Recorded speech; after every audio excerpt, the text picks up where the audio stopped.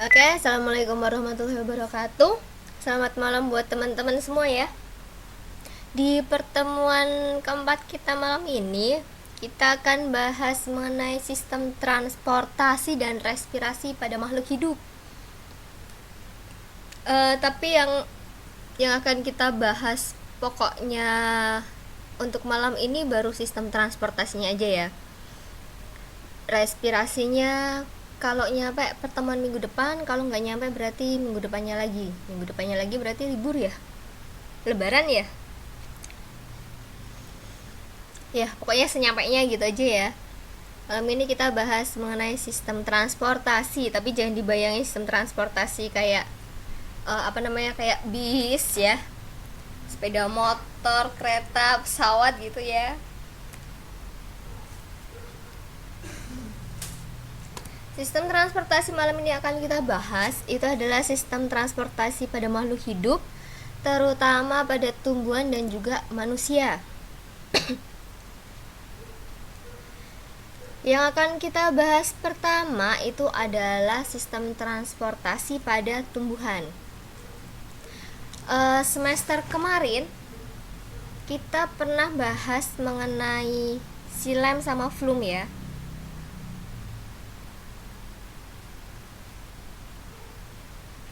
Xilem dan flum itu adalah jaringan seperti tabung yang berperan dalam sistem pengangkutan. Air dan mineral dari dalam tanah akan diserap oleh akar. Kemudian diangkut melalui xilem ke bagian batang dan daun tumbuhan. Zat makanan yang dibuat di daun akan diangkut melalui flum ke bagian lain tumbuhan yang memerlukan zat makanan. Jadi, xilem dan flum ini adalah jaringan pengangkut yang salurannya itu terpisah. Xilem yang ada di akar bersambungan dengan xilem yang ada di batang dan di daun. Flum juga dia bersambungan ke semua bagian tubuh tumbuhan. Nanti di sini kita ada gambar xilem sama flumnya ya. Nah nih, bagian dalam ini xilem dan luar ini adalah flumnya ya. Jadi fungsi xilem ini adalah untuk menyalurkan air dan mineral dari akar ke daun. Kalau fungsi flum ini itu untuk mengangkut hasil fotosintesis dari daun ke seluruh bagian tumbuhan.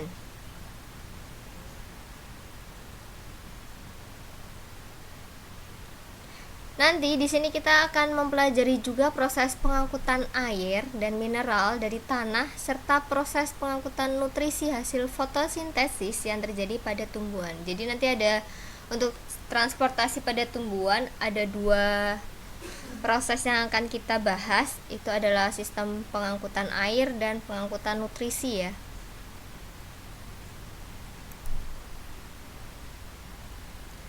Nah, sistem pengangkutan air dulu yang pertama.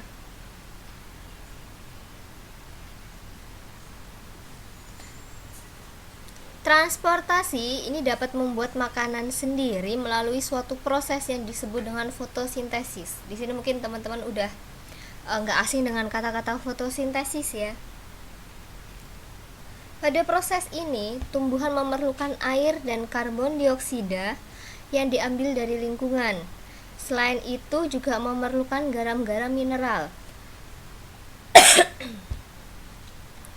Bahan-bahan tersebut dapat diangkut bersama-sama dengan hasil fotosintesis dari sel ke sel melalui proses difusi, osmosis, dan transportasi aktif. Waalaikumsalam Mbak Masyito. Tadi yang pertama itu ada difusi.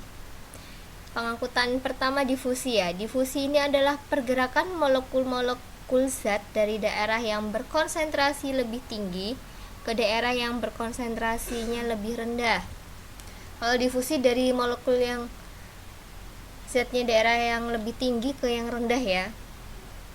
Misalnya, Setes tinta dimasukkan ke dalam gelas yang berisi air, maka warna biru akan menyebar ke seluruh penjuru dan akhirnya warna biru ini merata ke seluruh air dalam gelas. Ini contohnya dari difusi. Kemudian ada osmosis. Osmosis ini adalah peristiwa perpindahan molekul-molekul air dari larutan yang konsentrasi ke daerah yang rendah ini ya.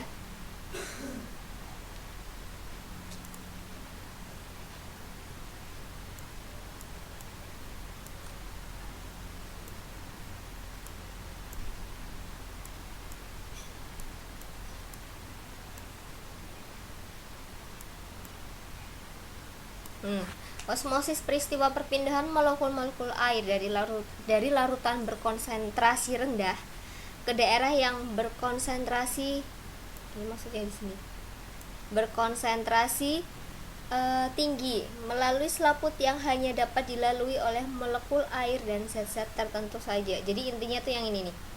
Osmosis ini dia dari konsentrasi rendah ke konsentrasi tinggi dengan membran semi permeable. Kalau tadi difusi dari konsentrasi tinggi ke konsentrasi rendah.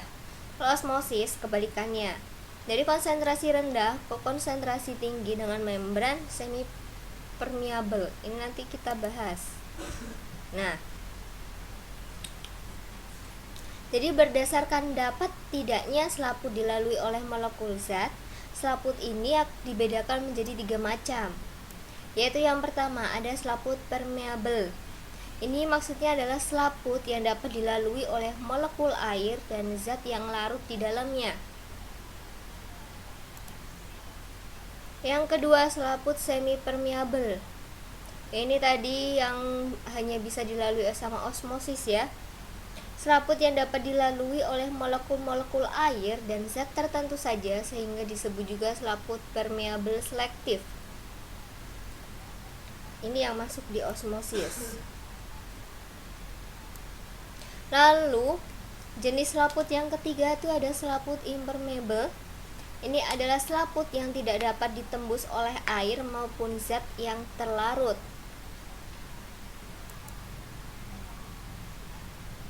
Kemudian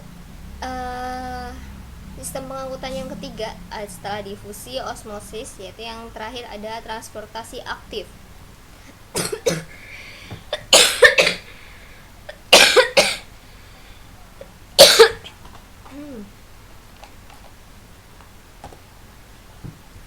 Jadi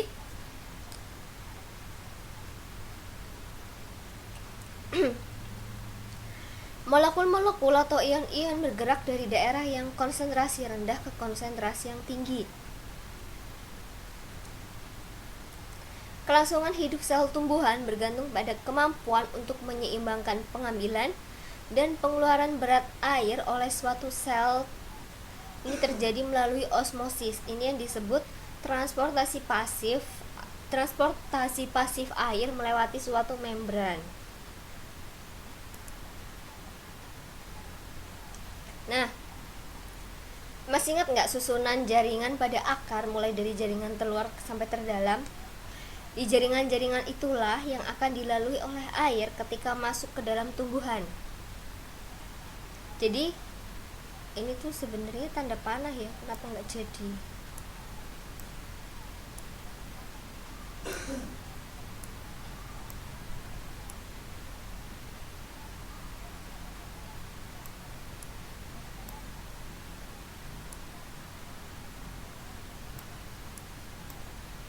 Masuk sini nggak jadi ya simbolnya. Nah, jaringan yang dilalui oleh air ketika masuk ke akar rutenya seperti ini. Dari epidermis dia masuk ke korteks, lalu menuju endodermis, kemudian ke periskal, dan yang terakhir dia menuju ke xilem. Kita lihat gambarnya nanti ya. Ini tanda panah juga harusnya, simbolnya nggak mau masuk ya.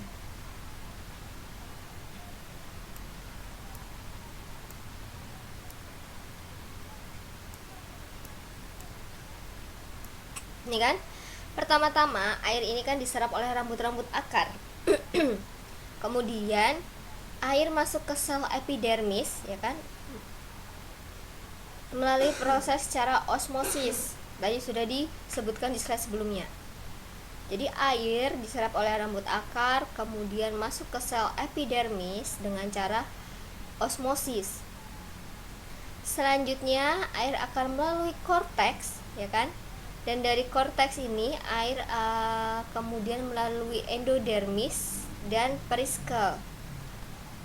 Selanjutnya air masuk ke jaringan silam yang berada di akar. Setelah tiba di silam akar, air akan bergerak ke silam batang dan ke silam daun. Gampang ya. Air diserap sama rambut-rambut akar, kemudian masuk ke sel epidermis melalui proses osmosis, kemudian air akan menuju ke korteks. Setelah dari korteks, air kemudian melalui endodermis dan juga periskel, kemudian dilanjutkan lagi ke jaringan silam yang berada di akar. Nah nih,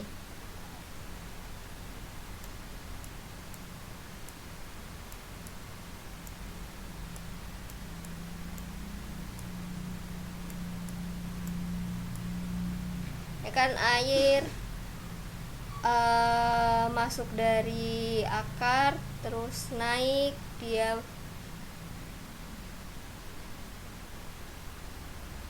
melewati epidermis, ya kan. Ini dari rambut akar terus naik sampai akhirnya nanti dia menuju ke silam.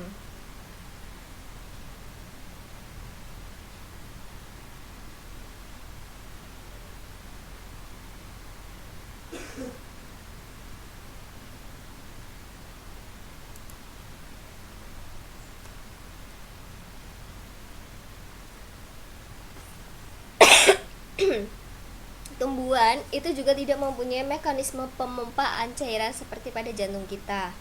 Terus gimana caranya air itu bisa naik dari akar ke bagian tumbuhan lain yang lebih tinggi? Berdasarkan hasil penelitian para ilmuwan, air ini bisa diangkut naik dari akar ke bagian tumbuhan lain yang lebih tinggi dan diedarkan ke seluruh tubuh tumbuhan karena adanya daya kapilaritas batang. Sifat ini seperti yang terdapat pada pipa kapiler.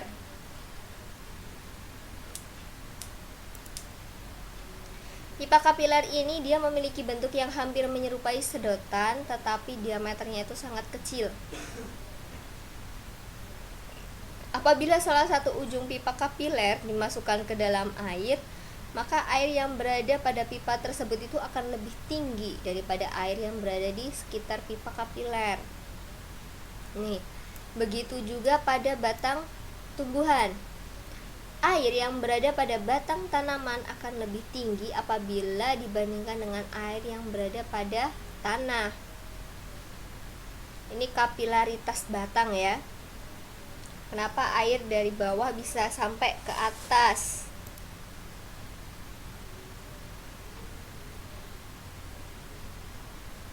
Daya kapilaritas batang ini dipengaruhi oleh adanya gaya kohesi dan juga adesi. Kohesi ini merupakan kecenderungan suatu molekul untuk dapat berkaitan dengan molekul lain atau sejenisnya. Sedangkan kalau adesi itu adalah kecenderungan suatu molekul untuk dapat berikatan dengan molekul lain yang tidak sejenis. Melalui gaya adesi, molekul air ini membentuk ikatan yang lemah dengan dinding pembuluh. Melalui gaya kohesi, itu akan terjadi ikatan antara satu molekul air dengan molekul air lainnya. Nah, ini yang menyebabkan terjadinya tarik-menarik antara molekul air yang satu dengan molekul air yang lainnya di sepanjang pembuluh silam.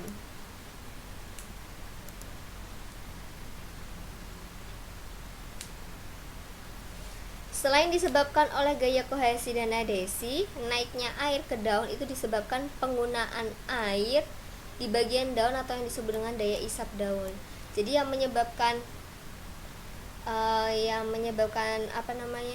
naiknya air dari akar ke daun itu adalah adanya gaya kohesi, gaya adesi, dan juga daya isap daun.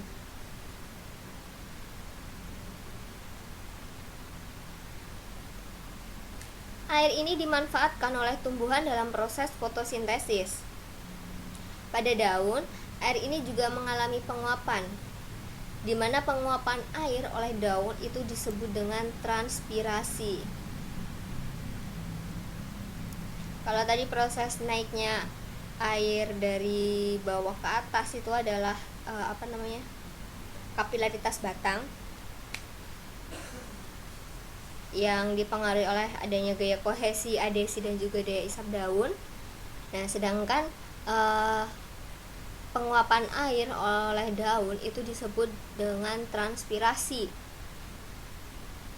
Penggunaan air oleh bagian daun ini akan menyebabkan terjadinya tarikan terhadap air yang berada pada bagian xilem, sehingga air yang ada pada akar dapat naik ke daun.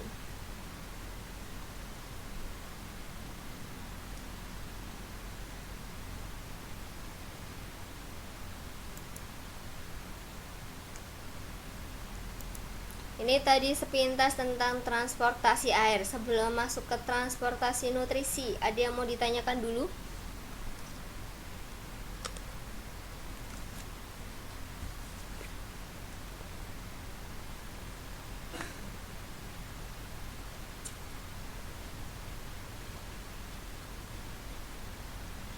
Mbak Mel, tolong jangan panggil saya Bu ya, Mbak Mel. Waalaikumsalam, Mbak Winarsi.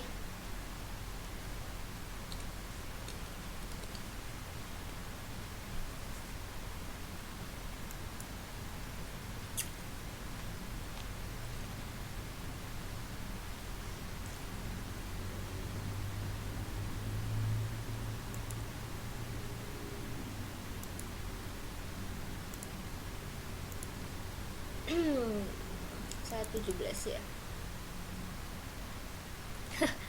Enggak, Mbak. Saya bukan bu guru.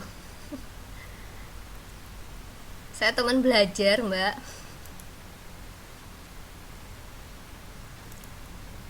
Nah, Mbak Masyitoh ya.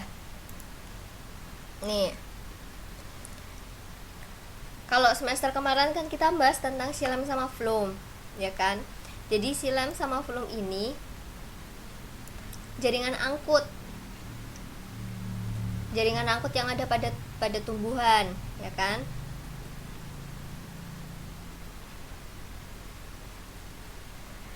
Jaringan angkut pada tumbuhan, di mana kalau xilem ini fungsinya untuk menyalurkan air dan mineral dari akar ke daun. Kalau phloem, dia mengangkut hasil fotosintesis dari daun ke seluruh tumbuhan. Waalaikumsalam, Mbak Nia. Gampangannya itu sih, Mbak. Pokoknya kalau xilem sama phloem itu bagian angkut di tubuh tumbuhan. Fungsi dari xilem ini menyalurkan air dan mineral dari akar ke daun, dari bawah ke atas, ya kan? Itu fungsi xilem. Dan letaknya xilem itu ada di sini nih. Ini kambium ya, kambium, batang tumbuhan. Yang putih ini adalah xilemnya, yang merah ini adalah phloemnya. Kalau phloem ini fungsinya untuk mengangkut hasil fotosintesis. Xilem menyalurkan air dan mineral. Kalau phloem itu mengangkut hasil fotosintesis dari daun ke seluruh bagian tumbuhan. Kan kalau fotosintesis biasanya di daun tuh, karena ada zat hijau daunnya kan. Gampangannya gitu aja. Berarti dari daun ke bagian tumbuhan, itu adalah phloem, fungsinya phloem. Kalau xilem, karena dia menyalurkan air dan mineral, berarti itu pasti dari akar ke daun. Kalau masih bingung ngomong loh, Mbak. Dan kalau saya kecepatan ngomong juga ya lo ya.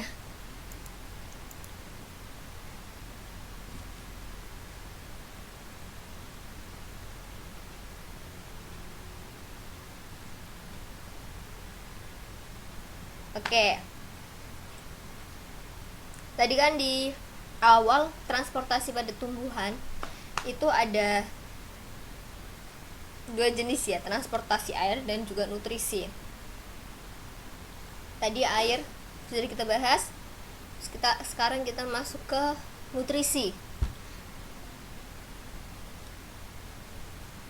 Jadi kalau transportasi nutrisi ini adalah pengangkutan hasil fotosintesis melalui flum dari daun ke seluruh bagian tubuh tumbuhan, ya kan?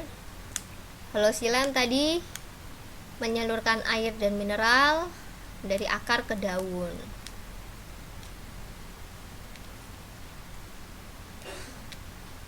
Kalau transportasi nutrisi, dia pengangkutan hasil fotosintesis melalui flum. Semua bagian tumbuhan, yaitu akar, batang, daun, serta bagian lainnya, ini kan memerlukan nutrisi. Agar kebutuhan nutrisi di setiap bagian tumbuhan terpenuhi, maka dibutuhkan suatu proses pengangkutan nutrisi hasil fotosintesis yang berupa gula dan asam amino ke seluruh tubuh tumbuhan. Dan terjadinya pengangkutan hasil fotosintesis dari daun ke seluruh tubuh itu terjadi di pembuluh flum ya. Pokoknya kalau fotosintesis berarti itu fungsinya dari flum, gitu aja gampangannya ya. Kalau air dan mineral berarti itu fungsinya silem. Dan pengangkutan hasil nutrisinya itu adalah berupa gula dan juga asam amino.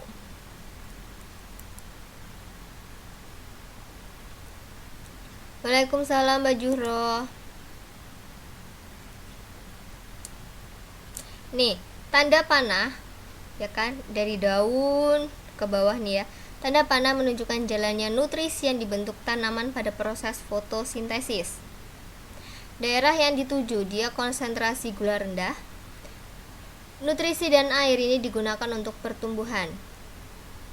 Di mana sumber nutrisi itu adalah konsentrasi gula tinggi, tempat memproduksi nutrisi. Daerah yang dituju ini konsentrasi gula rendah, ya kan? Nutrisi dan air yang digunakan untuk pertumbuhan. Jadi perjalanan zat-zat hasil fotosintesis itu dimulai dari sumbernya, yaitu daun. Nih, ya kan? Karena daun itu memiliki daerah yang memiliki konsentrasi gula tinggi, ke bagian tanaman yang dituju itu yang memiliki konsentrasi gula rendah ya. Ini perjalanan nutrisi pada tumbuhan.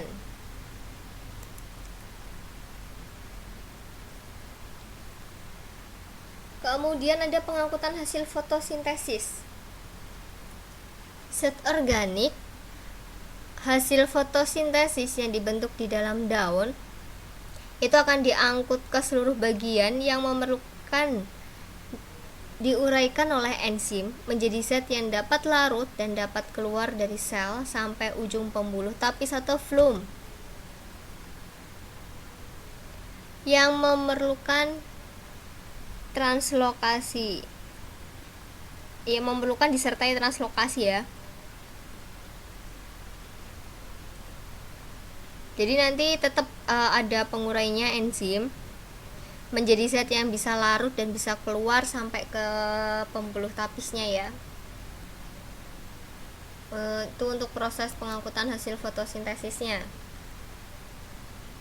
Kemudian untuk pengeluaran zat tumbuhan. Jadi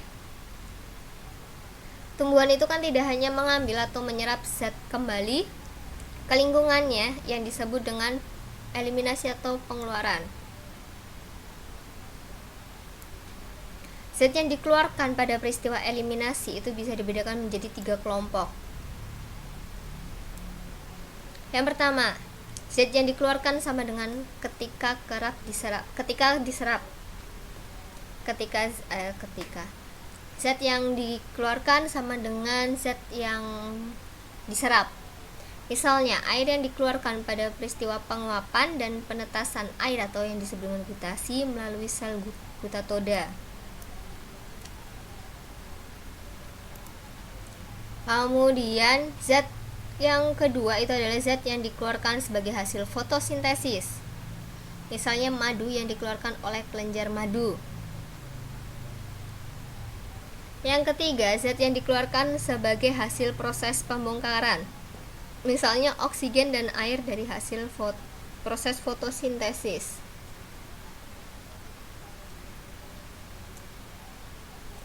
Jadi untuk peristiwa eliminasi ada tiga kelompok jenis zat yang dikeluarkan ya.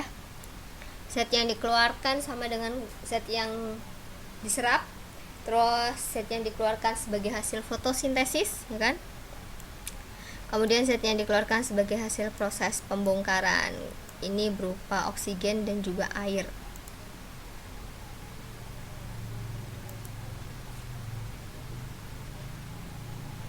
Terus adapun caranya, cara dari mengeluarkan zatnya tadi itu ada tiga macam cara pengeluaran zat.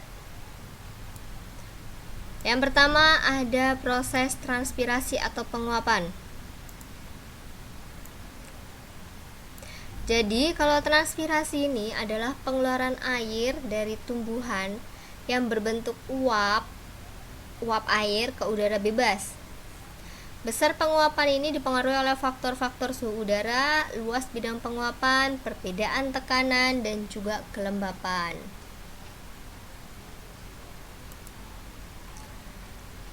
Transpirasi oleh daun itu juga dibedakan sebagai berikut. Ada transpirasi kutikula. Transpirasi kutikula ini adalah penguapan melalui permukaan daun dengan menembus epidermis dan lapisan kutikula. Kemudian ada transpirasi ini ya. Transpirasi substomata.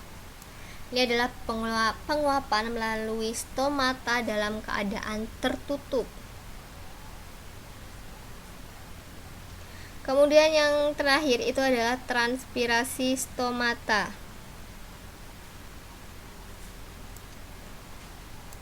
Jadi transpirasi kutikula, substomata, dan stomata. Kalau stomata ini penguapan melalui stomata ya.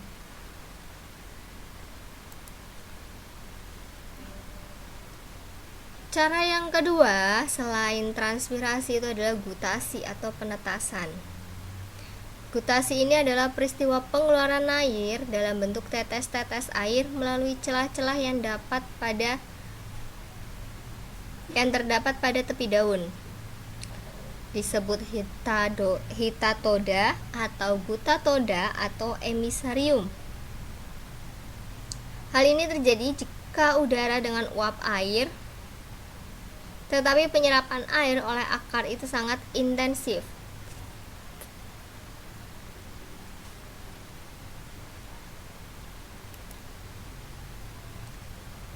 Lalu cara yang ketiga itu adalah perdarahan. Ini maksudnya adalah pengeluaran zat oleh tubuh tumbuhan ke lingkungannya melalui luka atau hal-hal yang tidak wajar. Contohnya penyadapan pohon karet ya. Penyadapan pohon karet ini pengeluaran zat oleh tubuh tumbuhan ya ke lingkungannya.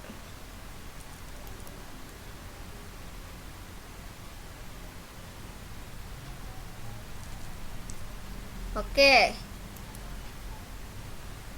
Untuk zat tumbuhan. Untuk sistem transportasi pada tumbuhan kita selesai.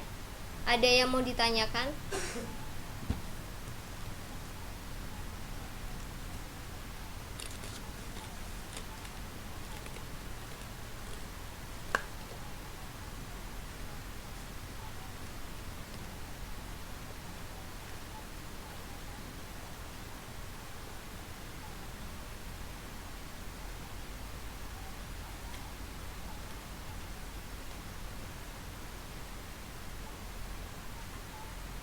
Masih ada yang bingung untuk transportasi pada tumbuhan? Sebelum kita masuk ke transportasi pada manusia.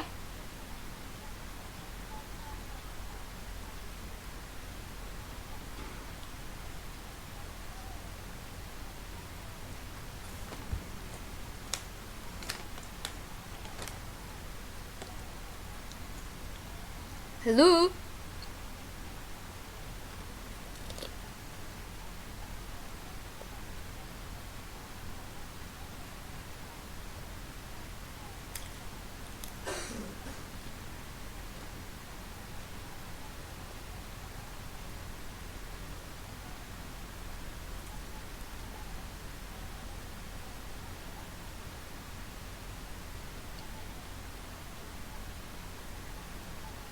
Nggak ada yang nyaut, berarti saya anggap nggak ada pertanyaan ya.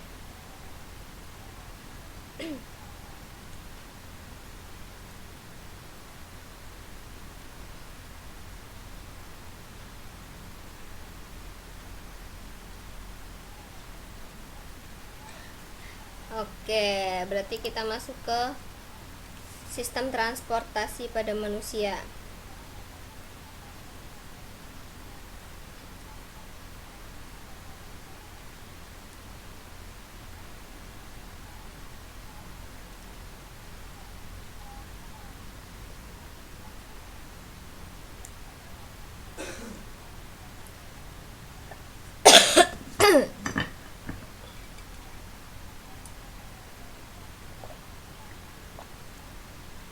Oke.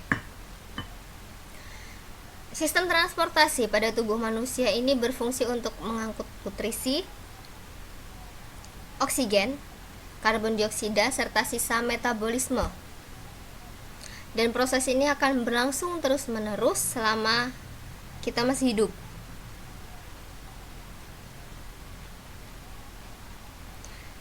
Yang lain dengar suara saya? Atau cuma Mbak Meli aja?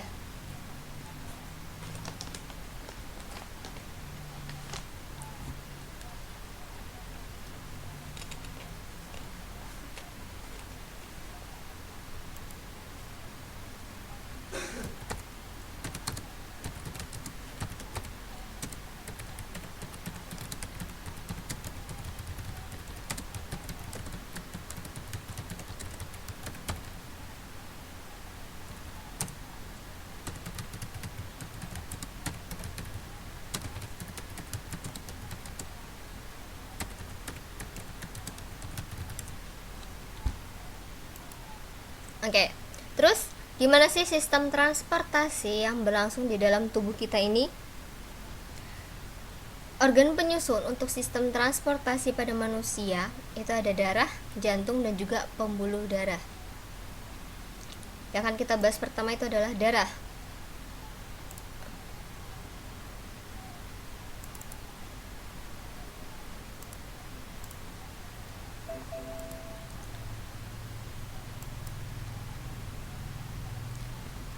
Darah fungsinya yang pertama itu adalah mengedarkan sari-sari makanan yang diserap dari usus halus ke sel-sel seluruh tubuh. Yang kedua, darah ini juga berfungsi untuk memelihara suhu tubuh kita. Fungsi darah yang ketiga adalah untuk membantu mengangkut sisa metabolisme. Yang terakhir, untuk menentukan golongan darah.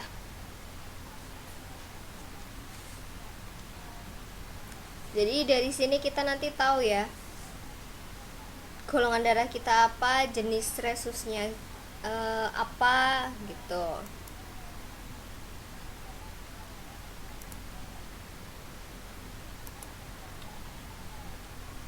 Susunan darah itu ada bagi menjadi dua. Ada bagian padat yang disebut dengan sel-sel darah, dan juga ada yang disebut dengan bagian cair atau plasma darah. Untuk sel darah itu ada 3 jenisnya. Ada eritrosit, ada leukosit, dan juga ada trombosit. Kalau plasma darah itu terdiri dari air, yang sekitar 90% itu air ya, dan kemudian dia terdiri dari protein darah juga. Protein darah ini ada protombin, fibrinogen, dan juga ada serum. Nah, ini kita akan bahas mengenai ini nih nanti, eritrosit, leukosit, trombosit, dan juga plasma darah.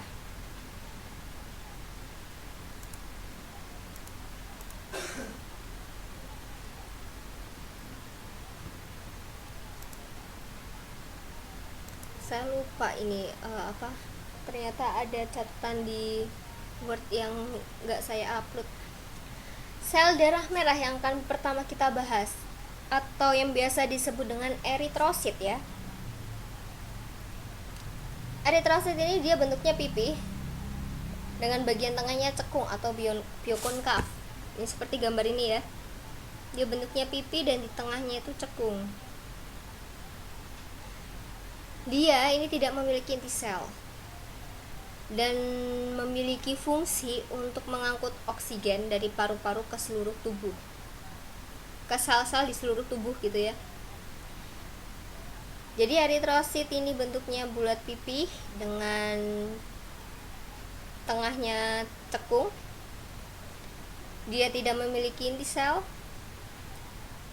dan fungsinya itu adalah untuk mengangkut oksigen dari paru-paru ke sel-sel di seluruh tubuh. Iya, donat mbak, bedanya kalau donat kan dia tengahnya bolong. Kalau eritrosit dia tengahnya itu cekung, jadi nggak nyampe bolong.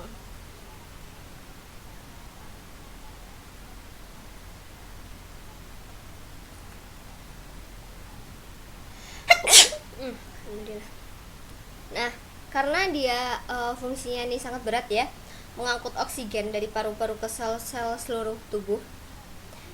Jenis sel darah ini yang paling banyak yang ada di dalam darah. Jadi di antara eritrosit, leukosit, dan trombosit serta plasma darah, jumlah yang paling banyak itu adalah sel darah merah atau eritrosit. 1 mm kubik darah itu lebih kurang sekitar 1 tetes terdiri atas 5 juta lebih sel darah merah. Banyak ya.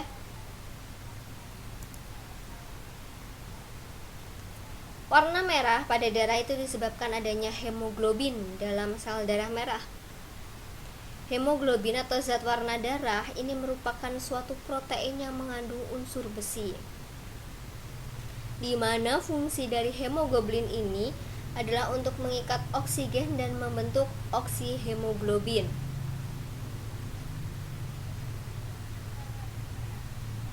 Bentar.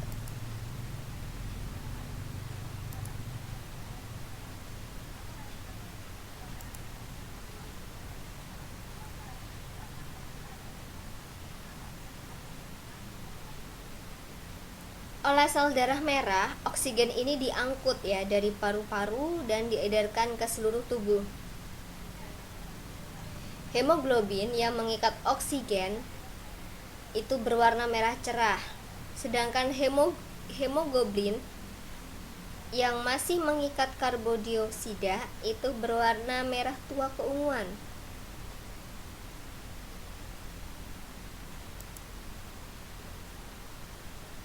Ini adalah reaksi kimia pengikatan oksigen oleh hemoglobin. 2Hb atau hemoglobin plus oksigen itu akan menghasilkan 2HbO2 atau oksihemoglobin. Hemoglobin ditambah oksigen akan menghasilkan oksihemoglobin ya.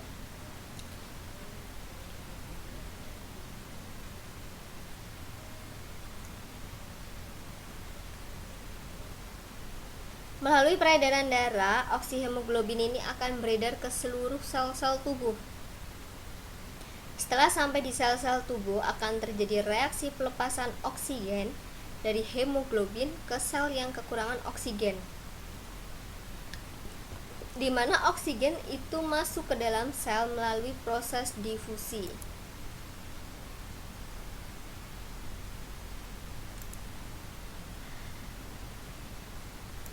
Bentar.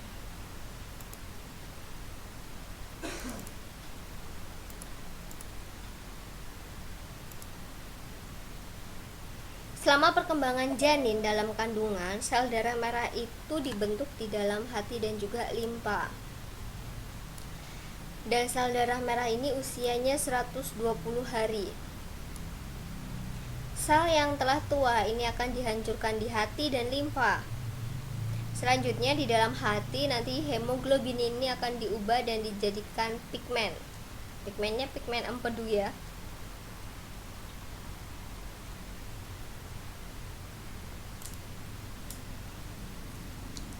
Jenis sel darah yang kedua itu ada leukosit atau sel darah putih.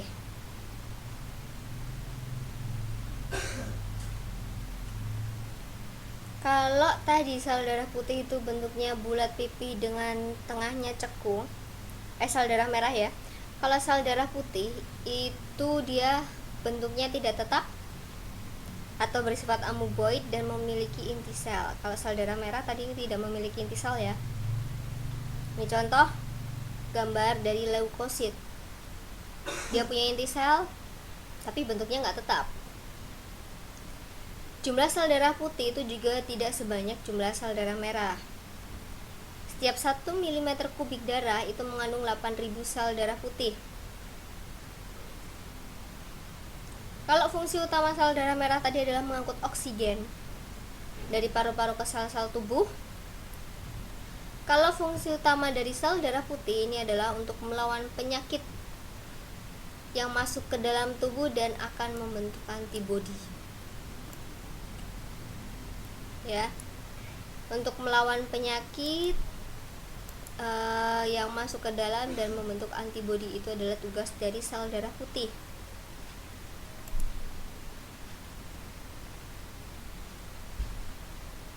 Nah, kalau jumlah leukosit itu meningkat, maka ada indikasi infeksi.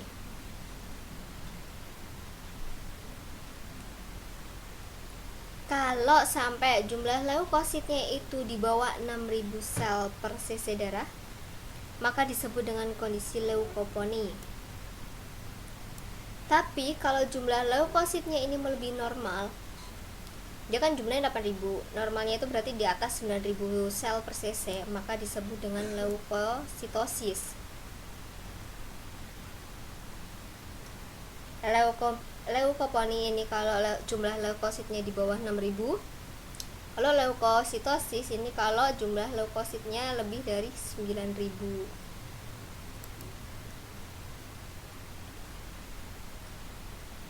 Kayaknya tadi itu kelihatan, ini nggak kelihatan ya.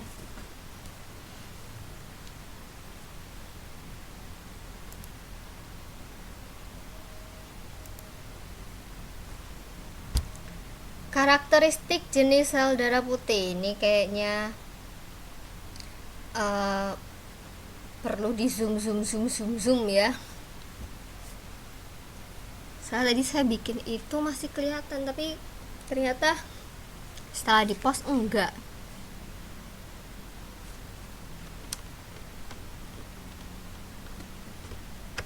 Waalaikumsalam Mbak Rara.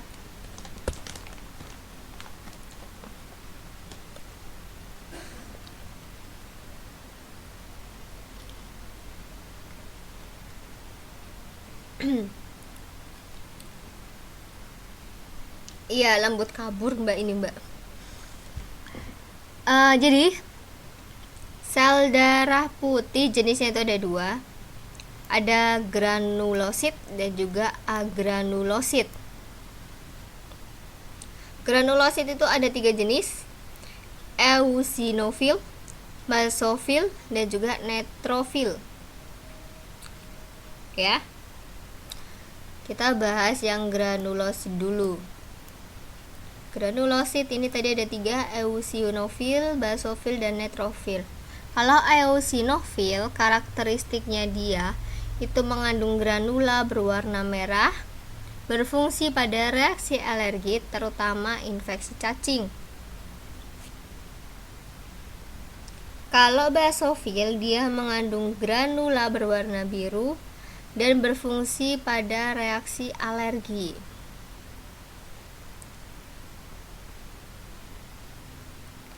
Terus jenis sel darah putih yang masuk di komponennya granulosit itu ada neutrofil yang terakhir ya. Ini disebut juga sel-sel PMN, polimorfonuklir,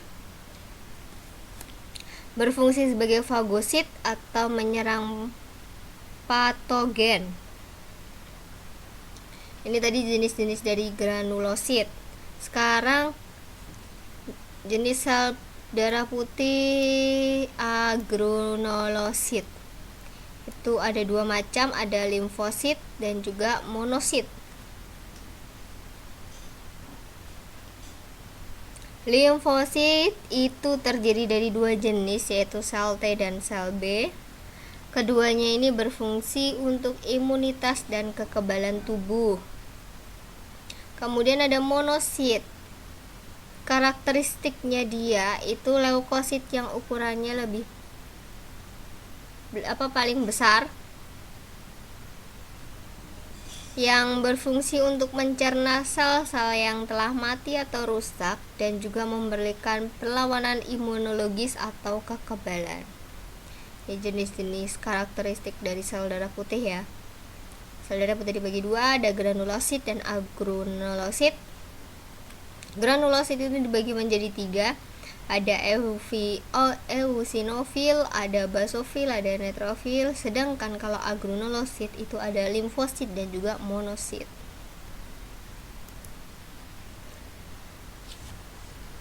Jenis sel darah yang ketiga itu ada keping darah atau trombosit. Tadi eritrosit sudah, sel darah merah. Leukosit sudah, sel darah putih. Sekarang keping darah atau trombosit. Bentuk trombosit itu aneka ragam ya, ada bulat, oval, dan juga memanjang.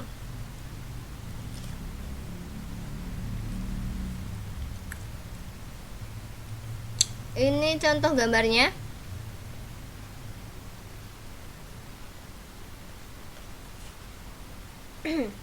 Kalau trombosit dia tidak berinti sel, sama seperti sel darah merah ya, tidak berinti sel dan bergranula. Jumlah sel keping darah atau trombosit pada orang dewasa itu sekitar 200.000 sampai 500.000 sel per cc. Dan di antara sel darah yang umurnya paling pendek itu adalah keping darah atau trombosit, yaitu cuma 5 sampai 9 hari aja.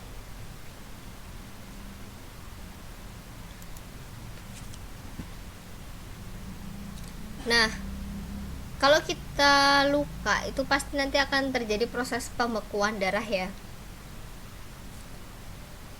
Prosesnya seperti apa sih? Jadi keping darah ini itu sangat berhubungan dengan proses mengeringnya luka. Sehingga tidak heran kalau ada yang menyebut keping darah itu sebagai sel darah pembeku.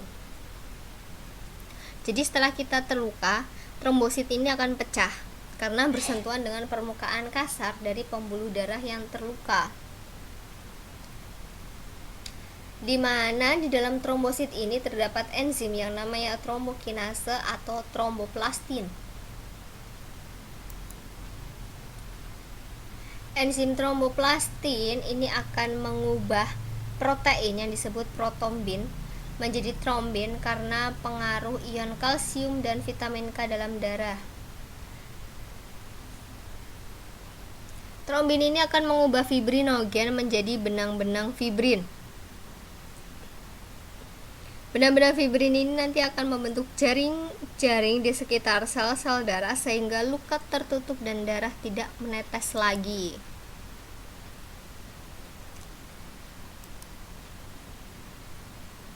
Nah, ini skema pembekuan darah ya.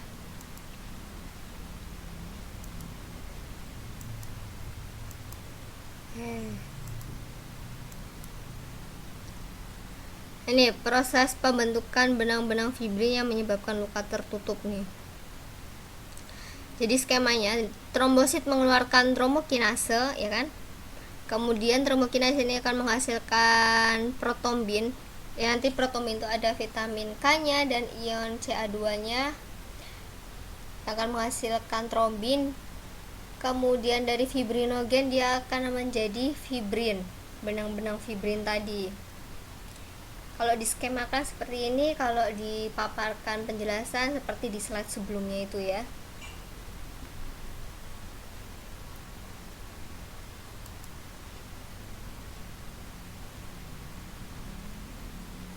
Jenis darah yang terakhir itu adalah plasma darah. Plasma darah ini cairan darah yang sebagian besar itu terdiri atas air, 92% kurang lebih ya. Selain itu, dalam plasma darah juga terdapat protein plasma yang terdiri albumin, fibrinogen, dan juga globulin. Zat-zat lain yang terlarut dalam plasma darah itu antara lain sari makanan, mineral, hormon, antibodi, dan zat sisa metabolisme. Ini biasanya urea dan juga karbon dioksida ya. Jadi fungsi dari plasma darah ini untuk membawa CO2 dan juga sari makanan.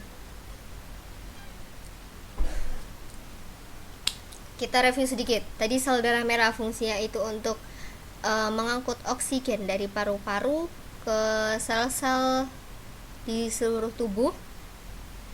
Kemudian apalagi sih tadi? Sel darah merah, sel darah putih.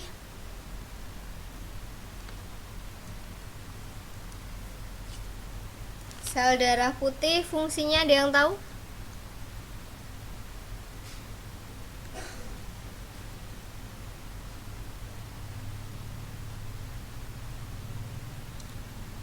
Waalaikumsalam Mbak Rini.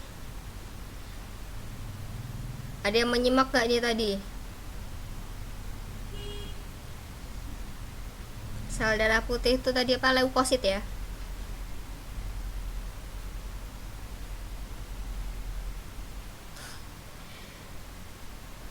Diam semua nih ya. Sel darah putih tadi itu apa? Membantu untuk melawan penyakit dan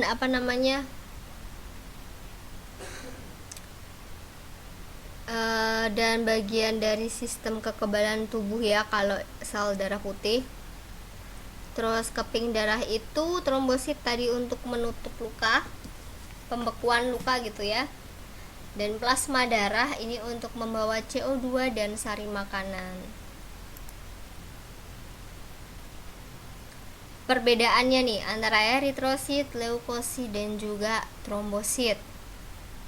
Eritrosit untuk inti sel untuk eritrosit dia tidak ada, sama seperti trombosit ya, nggak ada inti selnya. Kalau leukosit itu ada inti selnya.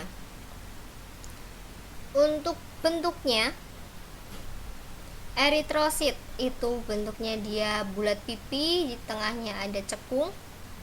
Leukosit itu ada 5 macam fagosit, dan kalau trombosit itu tidak beraturan. Jumlah per milimeter kubiknya, eritrosit itu 5 juta, leukosit itu kurang lebih 9.000, trombosit itu 250.000 jumlahnya ya. Tempat pembentukannya, kalau eritrosit di hati dan tulang pipi, leukosit itu di kelenjar limfa, sedangkan trombosit itu di sumsum tulang. Nah, fungsinya, eritrosit mengangkut O2 dan CO2, leukosit menjaga dari infeksi kuman dan sebagai metabolisme tubuh, trombosit itu sebagai pembekuan darah ya, menutup luka juga. Kalau kelainannya dari eritrosit itu ada anemia dan talasemia. Kelainan dari leukosit itu ada leukopenia, itu kalau dia leukositnya di bawah 9.000. Leukositosis itu kalau dia di atas 9.000 jumlah leukositnya, dan yang terakhir itu ada leukemia. Sedangkan kelainan dari trombosit itu ada hemofilia. Sebelum masuk ke penggolongan darah, ada yang mau ditanyakan dulu nggak?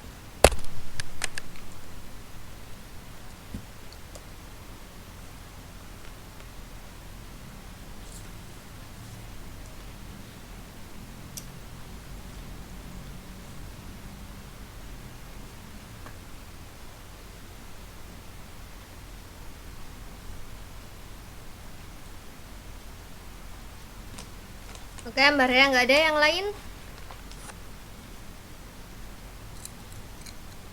Soalnya untuk yang penggolongan darah, saya jelasinnya nggak pakai PowerPoint dan agak banyak.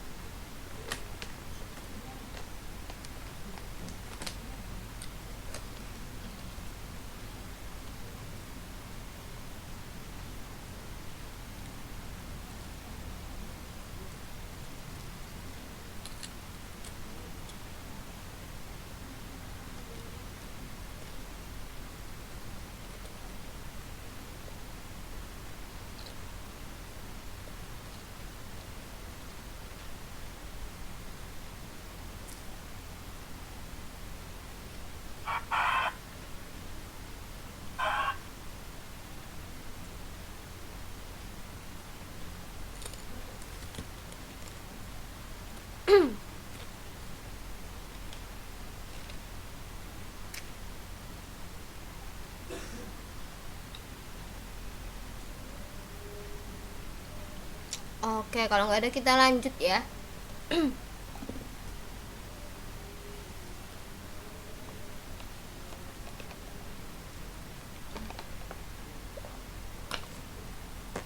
Jadi eh di sini ada yang belum tahu golongan darahnya apa? Atau sudah pada tahu semua?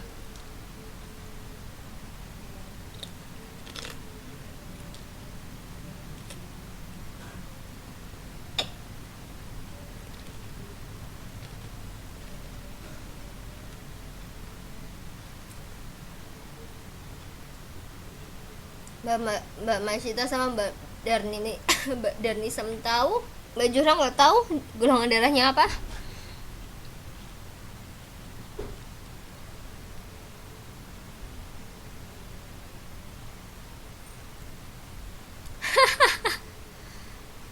Merdu misali kayaknya Mbak Rini. Kayaknya Mbak Jurang perlu cek nih ya.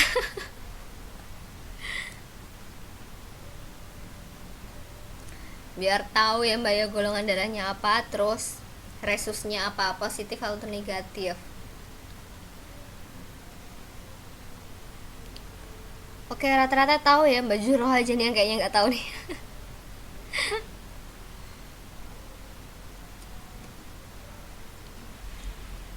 Oh, A, B, A dan B juga ada ya. Yang A, B tadi siapa ya? Oh, Mbak Masito. Ini nanti ada fakta mengenai darah AB dan juga O. Sebelum masuk ke situ kita bahas kayak ini dulu ya. Iya Mbak, nggak tahu kenapa kalau O banyak digigitin, apa sering digigitin nyamuk ya. Jadi darah itu ada 3 jenis penggolongan.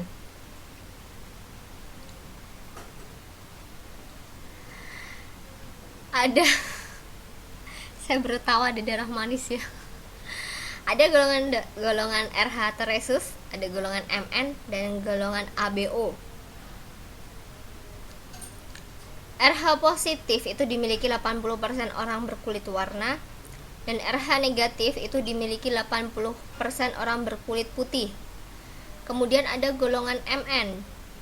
Itu ada golongan jenis M, N dan juga MN. Jenis penggolongan yang ketiga itu adalah golongan ABO. ABO ya. Itu jenis golongan A, B, AB dan juga O.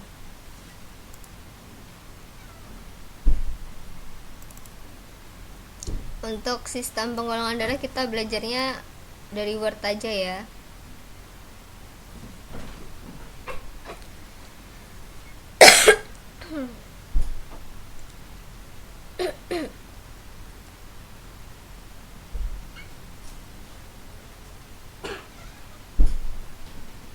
Oke, sini kelihatan ya.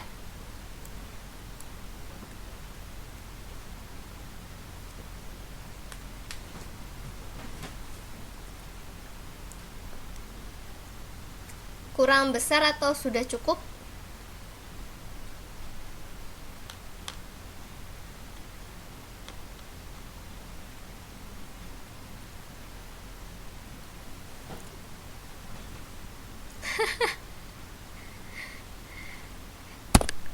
Iya, sering menempelok ya Mbak ya.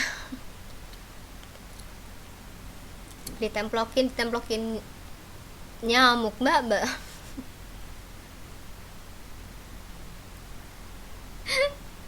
Aduh. Jadi yang pertama kali menemukan penggolongan darah itu adalah Dr. Landsteiner dan Donat ya. Nih.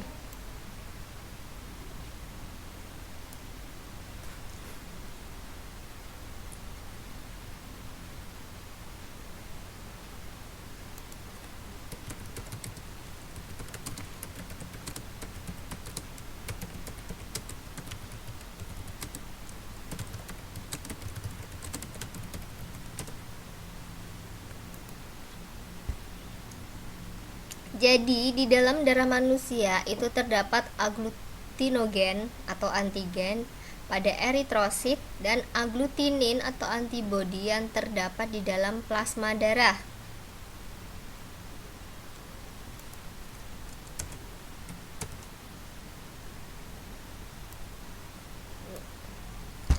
Segini udah Mbak Darnisem.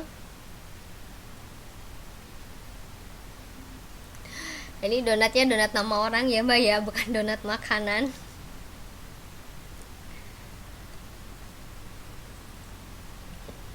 Jadi, penemuan si Dr. Lance Tanner ini diawali dari penelitiannya, yaitu ketika eritrosit seseorang dicampur dengan serum eritrosit seseorang dicampur dengan serum darah orang lain, maka akan terjadi penggumpalan atau aglutinasi. Tetapi pada orang selanjutnya, campuran itu tidak menyebabkan penggumpalan darah.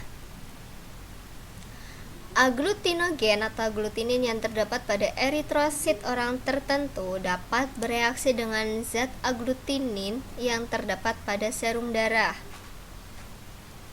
Jadi agglutinogen ini nanti dibagi menjadi dua, ada agglutinogen A dan juga agglutinogen B. Kalau agglutinogen A, dia memiliki enzim glikosil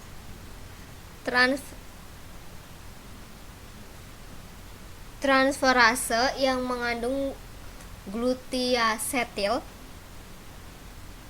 dalam rangka glikoproteinnya. Agglutinogen B, dia memiliki enzim galaktose dalam rangka glikoproteinnya.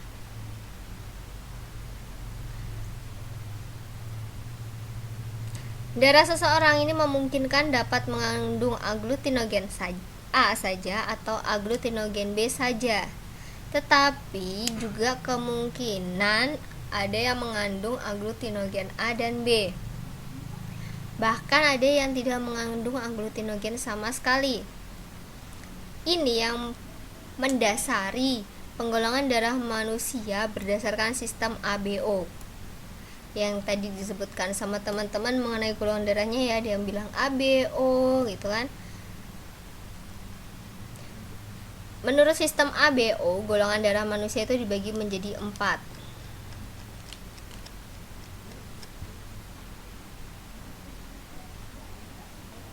A, golongan darah A ini kalau dia punya mengandung agglutinogen A dan serumnya itu mengandung agglutinogen beta. Kalau golongan darah B, dia sel darahnya itu terdapat agglutinogen B dan serumnya itu terdapat agglutinin alfa. Kalau AB itu terdapat agglutinogen A dan B, di dalam serumnya itu tidak mengandung agglutinin. Kalau O, dia tidak memiliki agglutinogen tapi mengandung agglutinin alfa dan beta. Yang ini buat informasi aja. Kalau keluar di ujian insya Allah enggak. Sekedar tahu ya. Jadi kalau ABO sistem penggolongan darah ABO itu dibagi menjadi 4. Ada ada darah A, B, AB dan juga O.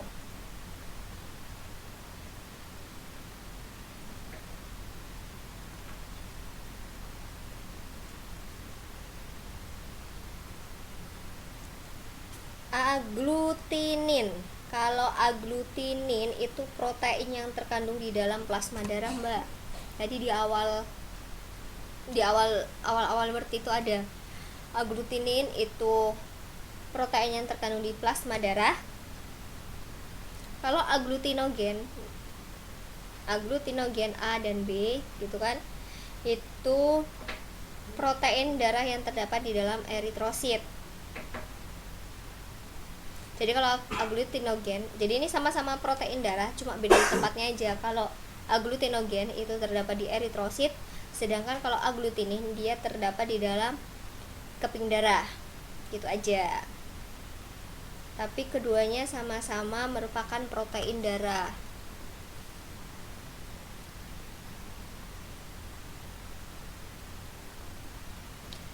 Penggolongan darah manusia maupun hewan selain dengan sistem ABO itu juga dapat digolongkan berdasarkan sistem MN. Hal ini didasarkan pada hasil penemuan antigen baru oleh Dr. Landsteiner dan Levin pada tahun 27 yang terdapat di eritrosit. Antigen ini oleh Landsteiner dan Levin itu diberi nama antigen M dan antigen N. Sama halnya dengan sistem ABO, apabila di dalam eritrosit seseorang terdapat antigen M, maka golongan darah orang tersebut disebut golongan darah M. Tapi kalau di dalam eritrositnya terdapat antigen N, maka golongan darah orang tersebut itu adalah golongan darah N. Kalau memiliki kedua antigen tersebut, itu dia bergolongan darah MN.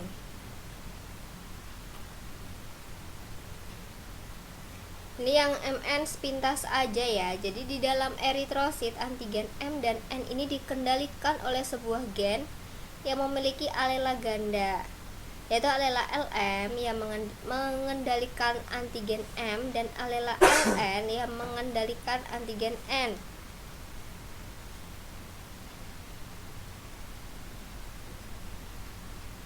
Itu mengenai penggolongan MN. Tabelnya bikin pusing, nggak usah dilihat aja.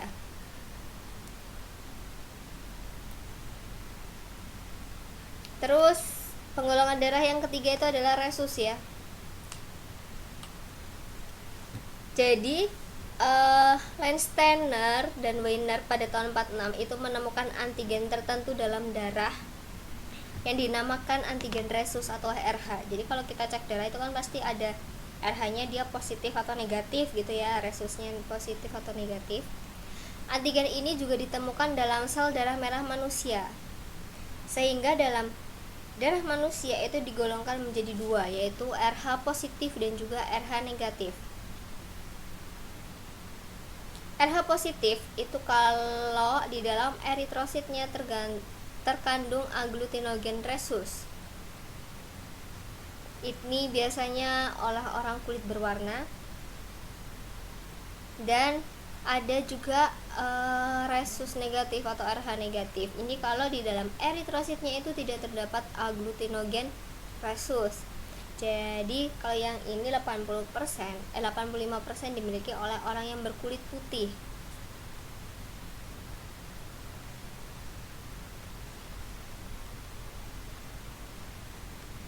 Nah, nih ya. Ini kasus yang mungkin sering kita dengar di televisi atau mungkin kita baca gitu ya.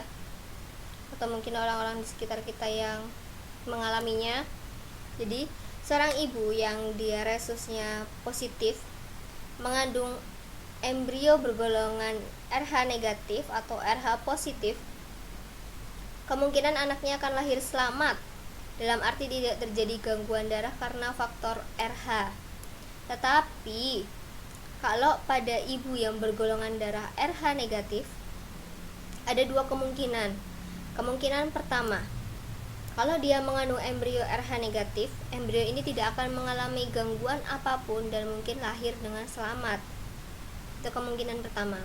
Kalau kemungkinan kedua, bila mengandung embrio RH positif, kemungkinan kandungan pertama akan lahir dengan selamat. Artinya tidak mengalami gangguan karena sistem RH ini. Tetapi pada waktu bayi ini lahir dalam rahim ibu, kemungkinan akan tertinggal antigen RH yang dapat ikut peredaran darah ibu, sehingga dalam tubuh ibu akan terbentuk zat anti RH. Nih, apabila Apabila bayi bergolongan RH positif berada dalam kandungan ibu bergolongan RH negatif, di mana darah ibu sudah terbentuk zat anti RH positif, maka tubuh bayi akan kemasukan zat anti RH positif dan anak itu akan menderita penyakit kuning atau anemia berat sejak lahir yang disebut eritoblastosis futalis atau sel darah merahnya tidak dapat dewasa. Adapun tanda-tandanya adalah tubuh menggembung oleh cairan, hati dan limpanya dia membengkak. Dalam darah ini terdapat eritoblas, ini eritrosit yang belum masak, yang ikatannya terhadap oksigen itu berkurang, dan juga kulit berwarna kuning keemasan. Hal ini terjadi karena zat anti RH dari ibu ini masuk ke sistem peredaran darah anak, sehingga zat anti RH ini bertemu dengan antigen RH. Bayi yang mengalami gangguan ini biasanya tidak berumur panjang, tetapi kondisi ini sekarang dapat ditolong dengan jalan mengganti seluruh darahnya dengan darah yang normal.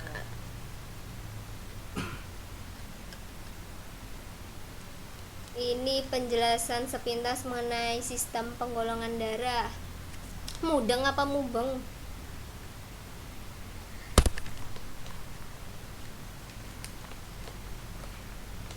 Untuk untuk pengetahuan kita aja, ini tambahan aja sih buat teman-teman.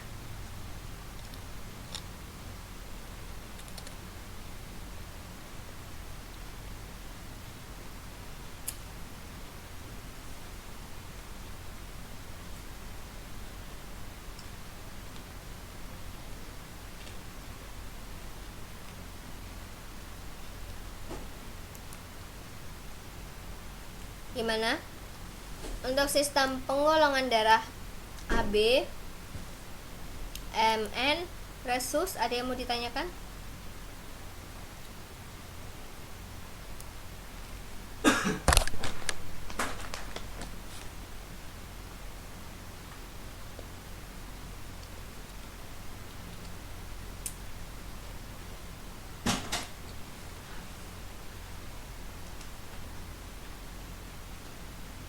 Kayaknya enggak deh mbak, itu bisa jadi karena faktor yang lain mbak. Kalau lahir 7 bulan dia sudah melahirkan gitu kan. Saya belum pernah ngelahirin sih mbak, jadi saya belum paham. Tapi kayaknya sih enggak, bukan karena kelainan di RH-nya deh.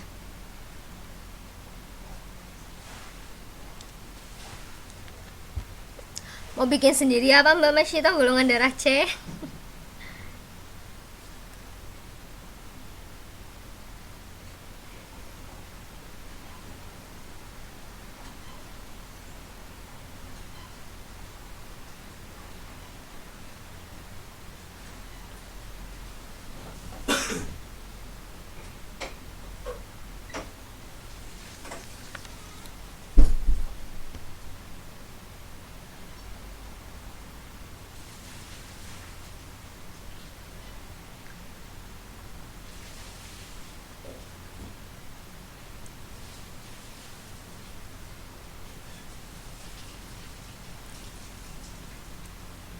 Tujuh bulan itu prematur ya hitungannya ya.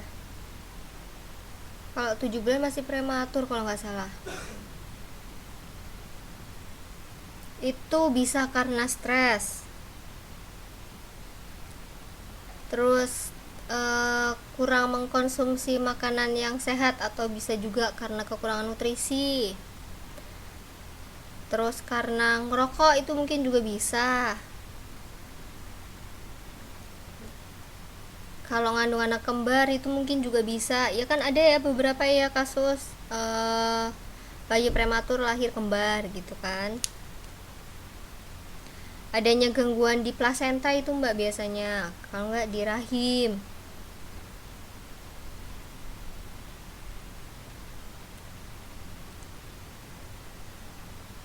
Kayaknya sih itu mbak. Jadi bukan karena ada kelainan resusnya itu, kayaknya sih bukan.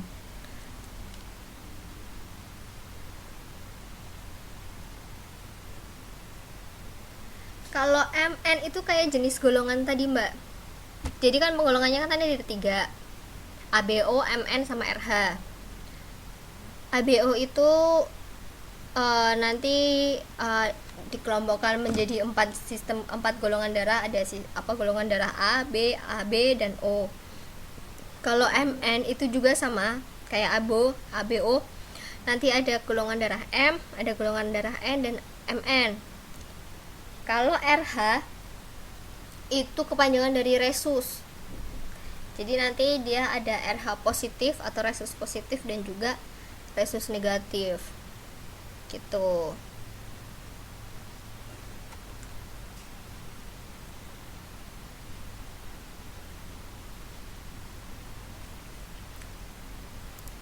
Paham? Kita balik ke sini. Nah, ini ya yang tadi kita sebut-sebut Landsteiner yang yang menemukan penggolongan darah.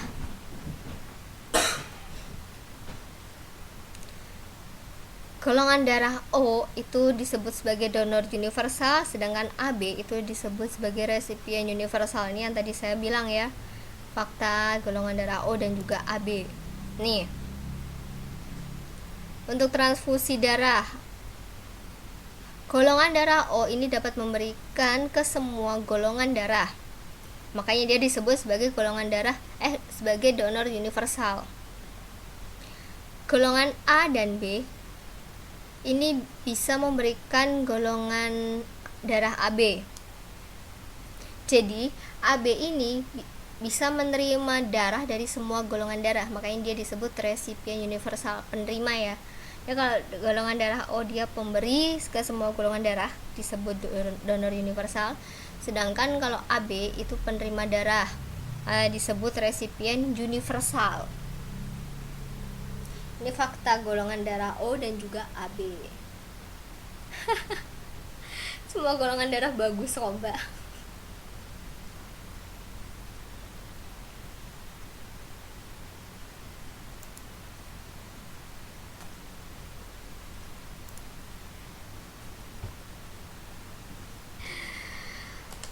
Bagus. Oh maksudnya itu ya, dia pemberi ya mbak ya, sampai sama nyamuk aja dikasih gitu ya mbak ya.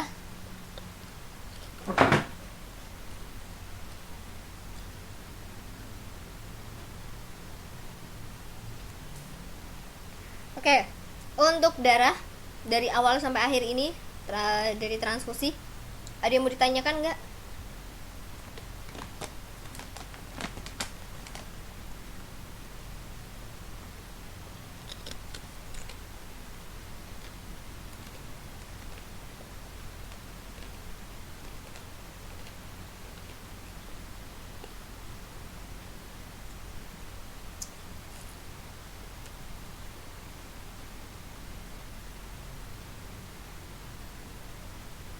Nggak ada. Oke, kalau nggak ada kita masuk ke sistem transportasi pada manusia yang kedua, yaitu adalah jantung. Jantung itu letaknya di dada kiri sebelah atas. Besarnya itu kira-kira sama dengan kepalan tangan kita. Beratnya itu kira-kira 300 gram. Dan otot jantung itu bekerja tanpa dipengaruhi kesadaran. Jangan lupa nih letak jantungnya ada di mana ya. Jantung itu letaknya di dada kiri sebelah atas. Besarnya itu sama dengan kepalan tangan dengan berat 300 gram. Dan jantung itu memiliki 4 ruang. Ada serambi kiri, serambi kanan, bilik kiri, dan juga bilik kanan. Iya, serambi kiri, ini serambi kanan,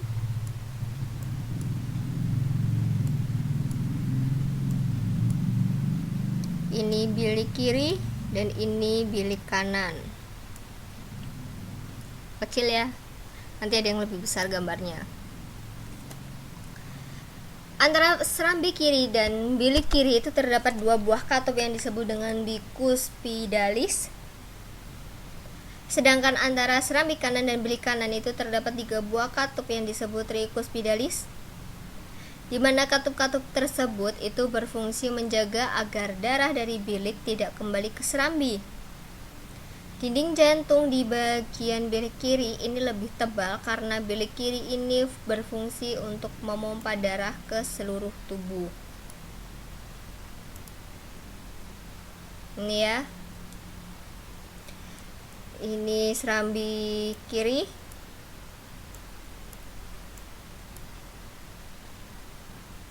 Terus ini serambi kanannya.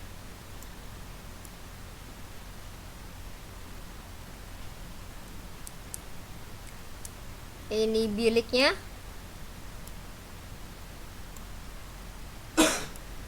Terus ini tadi ada katupnya ya, katup semilunaris ini. Terus ini ada katup seminularis juga ini.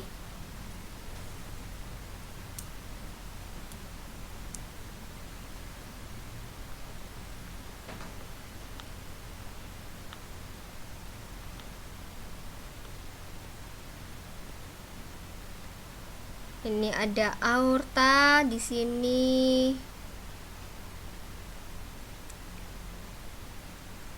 Nanti kita bahas lagi. Pokoknya ini serambinya di sini ya. Dan biliknya di sini.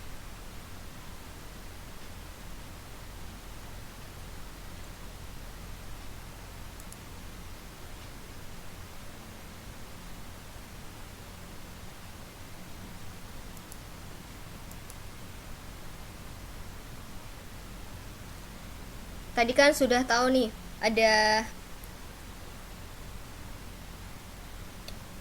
bagian apa-apa, ada 4 bagian jantung kan, ada serambi kanan kiri, ada bilik kanan bilik kiri ya. Kalau tugas dari serambi kanan, dia ini saat mengembang atau kontraksi itu menerima darah yang kayak CO2 dari seluruh tubuh. Kalau saat relaksasi atau menguncup, dia mengeluarkan darah yang kayak CO2 menuju bilik kanan. Kalau serambi kiri, saat kontraksi itu menerima darah yang kayak O2 dari paru-paru. Saat relaksasi mengeluarkan darah O2 menuju bilik kiri. Untuk bilik kanan, saat kontraksi menerima darah CO2 dari serambi kanan, dan saat relaksasi ini mengeluarkan darah CO2 menuju paru-paru untuk dibersihkan. Kemudian tugas dari bilik kiri, saat kontraksi dia menerima darah darahnya itu O2 ya kalau bilik kiri, itu dari serambi kiri, dan saat relaksasi itu mengeluarkan darah O2 menuju ke seluruh bagian tubuh. Jadi kalau bagian kiri itu dia berhubungan dengan O2 ya, sedangkan kalau yang kanan itu berhubungannya dengan CO2. Ini tugasnya antara serambi kanan kiri, bilik kanan kiri jangan sampai ketuker-tuker ya, saat dia kontraksi dan saat dia relaksasi. Jadi ini bukan dihafalin tapi dipahami, karena kalimatnya hampir sama satu sama lain.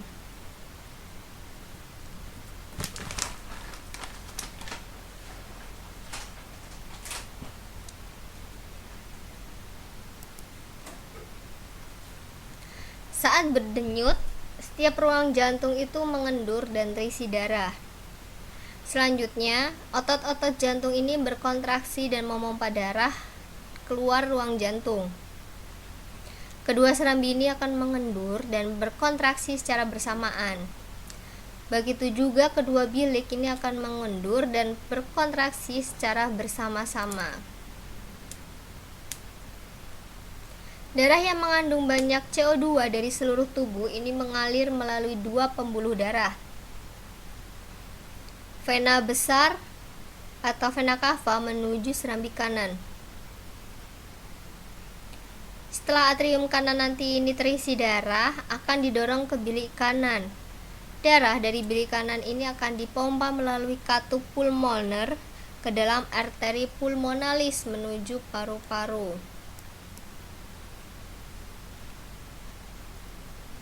Darah yang mengandung banyak oksigen ini mengalir melalui pembuluh darah yang disebut vena pulmonalis menuju ke serambi kiri.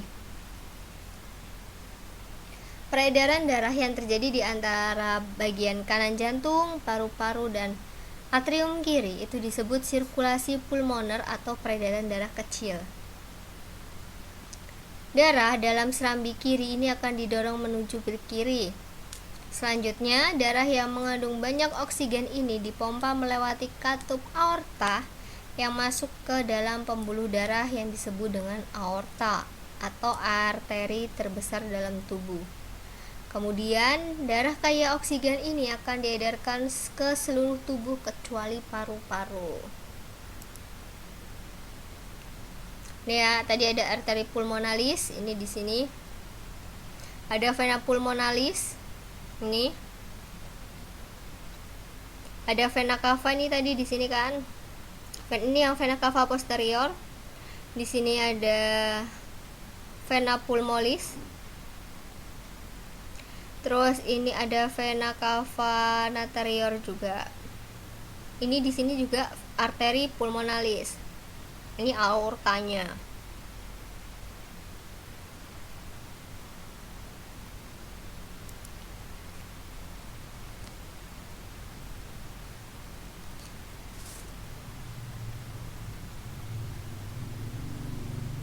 Yang terakhir itu mengenai pembuluh darah ya. Jadi darah, jantung, sistem transportasi pada manusia itu darah, jantung, dan pembuluh darah. Kalau pembuluh darah ini ada dua jenis, itu ada arteri dan vena, ada nadi dan juga pembuluh balik. Kalau pembuluh nadi, dia mengalirkan darah dari jantung ke seluruh tubuh. Pembuluh nadi terbesar itu aorta, tadi gambarnya sudah ya. Terus pembuluh nadi terkecil itu adalah arteriol atau kapiler. Kalau pembuluh vena, itu dia fungsinya untuk mengalirkan darah kotor dari seluruh tubuh ke serambi kanan. Mengalirkan darah dari paru-paru melalui pembuluh balik paru-paru. Ini antara vena sama arteri juga jangan sampai ketukar ya. Karena kata-katanya juga hampir sama sebenarnya.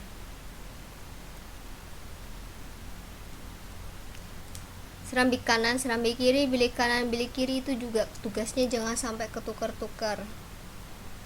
Ya kan? Kalau kita lihat kita bikin bagan. Pembuluh darah itu ada 3 malahan ya. Ada pembuluh nadi, vena atau balik, dan juga pembuluh kapiler. Kalau berdasarkan ukurannya terbagi menjadi aorta, arteri atau arteriol. Jadi ini yang paling besar, ini yang paling kecil. Kemudian berdasarkan macamnya ada pembuluh nadi tubuh dan pembuluh nadi paru-paru. Kemudian kalau pembuluh vena itu dia terdiri dari pembuluh balik bagian atas, bawah, dan juga paru-paru. Jadi ada vena cava superior, vena cava inferior, dan vena pulmonalis. Pembuluh kapiler ini tempat terjadinya pertukaran zat antara darah dan juga jaringan. Tapi yang biasa kita sering dengar dan pakai ini adalah ini ya, arteri dan vena. Ini ada perbedaan antara arteri dan juga vena. Dari dari pembeda tempatnya. Kalau nadi atau arteri ini agak tersembunyi di dalam tubuh. Nah, mungkin teman-teman di sini sering udah pada tahu, bahkan udah familiar ya. Kalau kita mencari nadi itu di mana gitu kan, pembuluh darah arteri.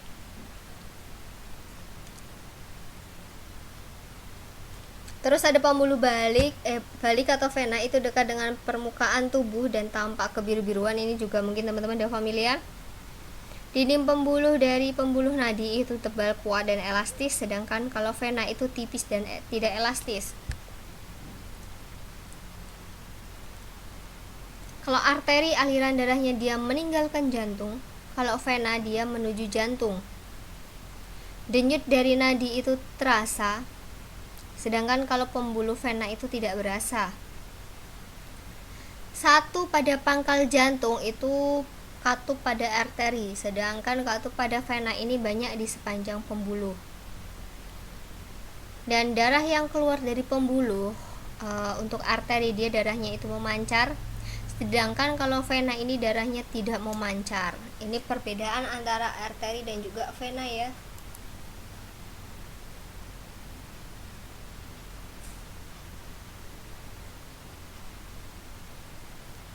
Kemudian ada peredaran darah.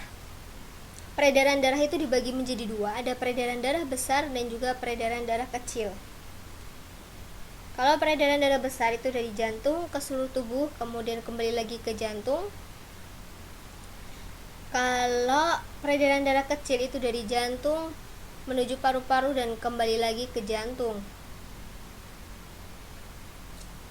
Nih ya, kalau peredaran darah besar dari bilik kiri menuju aorta, ke arteri, kemudian ke seluruh tubuh. Dari seluruh tubuh dia menuju vena dan berakhir di serambi kanan. Kalau peredaran darah kecil, dia jantungnya itu dari bilik kanan, kemudian melalui arteri pulmonalis menuju ke paru-paru, setelah itu menuju ke vena pulmonalis, dan terakhir dia menuju ke serambi kiri. Ini biasanya peredaran darah juga sering ketukar-tukar nih, peredaran darah besar dan peredaran darah kecil.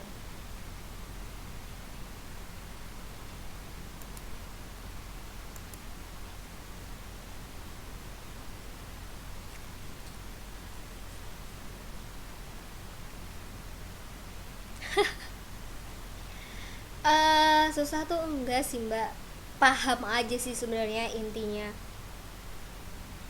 Kalau diapalin itu besok pasti lupa, tapi kalau kita paham itu bakal inget terus sampai kapan aja. Dan biasanya itu untuk yang tugas-tugas jantung yang tadi, serambi kanan, serambi kiri, bilik kanan, bilik kiri, itu biasa keluar tuh kalau di ulangan-ulangan. Terus dari itu tadi peredaran darah besar, peredaran darah kecil, pembuluh nadi sama pembuluh vena. Soalnya yang sering ketukar-tukar tuh itu, makanya perlu hati-hati dan kudu jeli ya.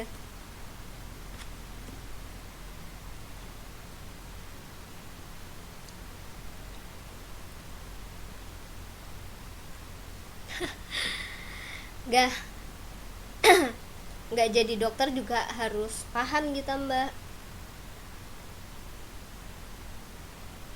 Kalau dokter malah lebih kompleks lagi, lebih complicated ya.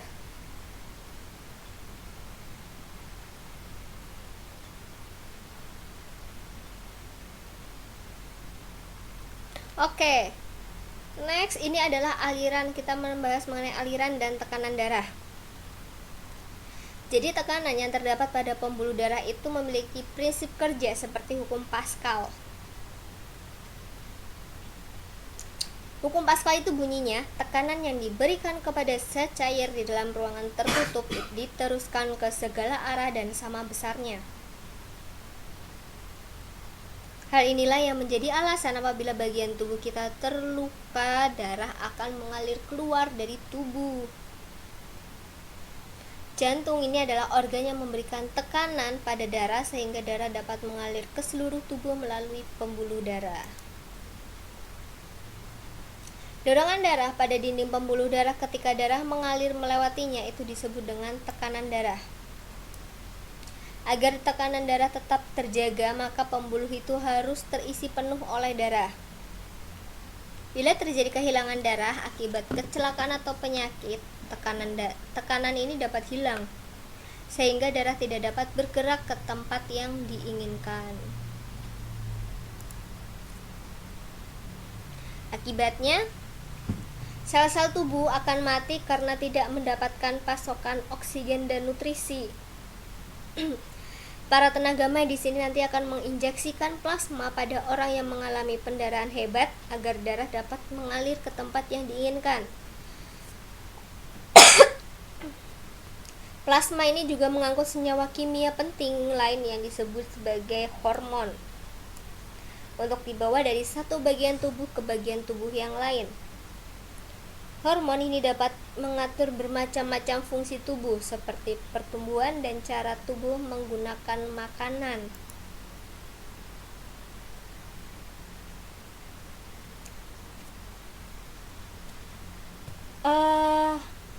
Mayoritas itu iya Mbak, dari IPA Mbak.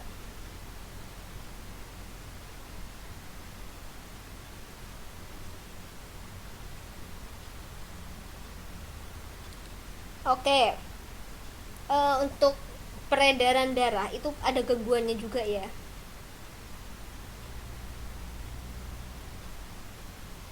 Ada serangan jantung, stroke, aterosklerosis, terus ada juga hipertensi ya.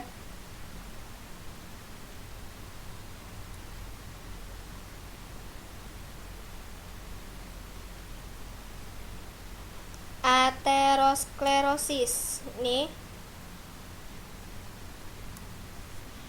itu disebabkan oleh tumpukan lemak di bagian bawah lapisan dinding arteri. Ini gangguan ini bisa terjadi di otak, jantung, ginjal, terus di organ vital lainnya, di lengan ataupun tungkai itu juga bisa ya.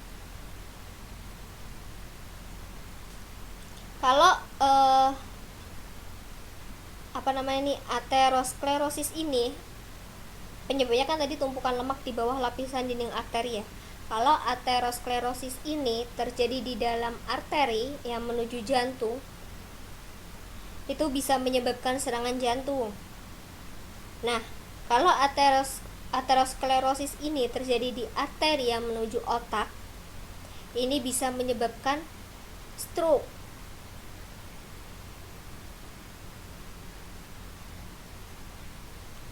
Jadi di sini tuh ada istilahnya apa ya, penumpukan lemak ya, karena itu sel darah putih yang pindah dari aliran darah ke dinding arteri dan berubah menjadi sel-sel penumpuk lemah, dan penumpukan ini nantinya akan menyebabkan penebalan di lapisan arteri. Penumpukan lemak kalau ini ya. Kalau serangan jantung, di sini teman-teman mungkin udah sering dengar ya kata-kata serangan jantung. Ini tuh terjadi akibat terjadi saat rusaknya otot jantung akibat kurangnya pasokan darah karena penyumbatan dan terganggunya aliran darah secara mendadak.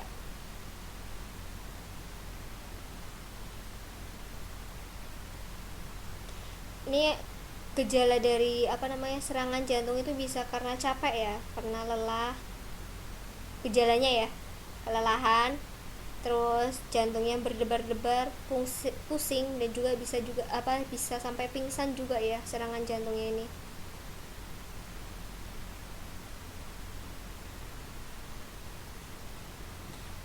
Terus stroke, ada stroke juga. Mungkin di sini teman-teman juga udah familiar dengan kata-kata ini. Ini stroke itu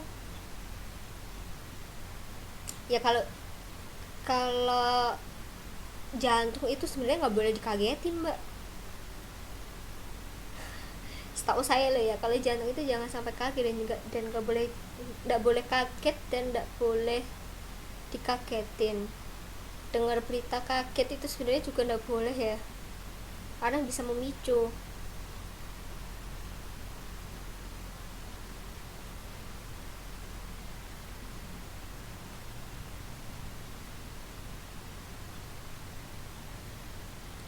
Terus tadi sampai mana stroke ya?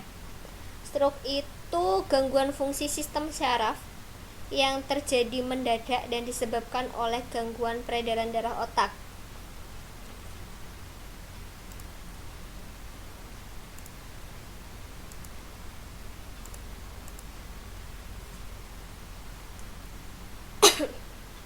Jadi stroke itu tersumbatnya pembuluh darah ya, atau bisa juga karena pecahnya pembuluh darah. Jadi pasokan oksigen ke otak itu berkurang, makanya dia menyebabkan stroke.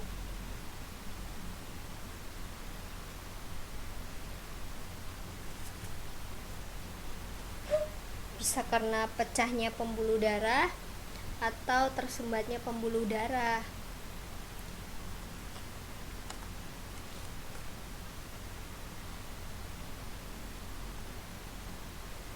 Terus ada juga gangguan pada sistem peredaran darah, yaitu hipertensi. Hipertensi ini itu darah tinggi ya. Ada di sini yang darah tinggi.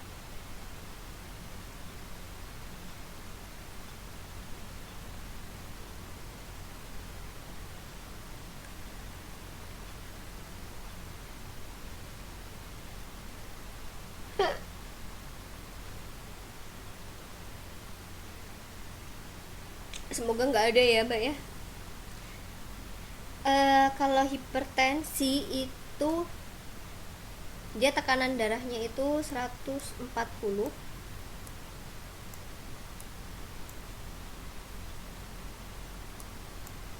per, tulisan saya kalau kayak gini tuh jelek ya,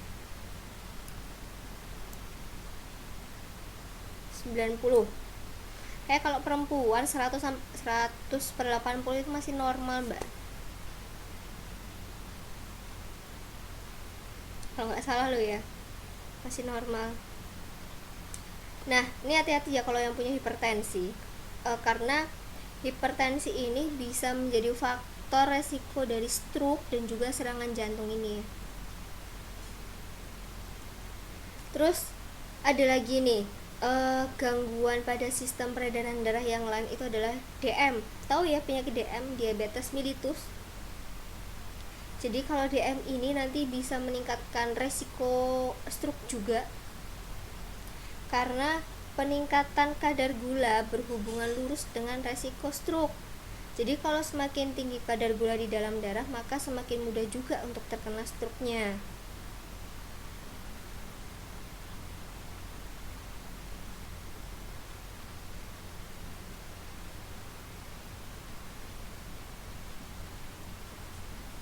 Terus ada lagi gangguan Naicha itu apa ya, Mbak? Saya taunya maca gitu, Mbak. Ada gangguan sistem peredaran darah, tumor jantung. Kalau tumor itu kan pertumbuhan abnormal ya, bisa berupa kanker ganas ataupun non kanker, tapi dia di jantung.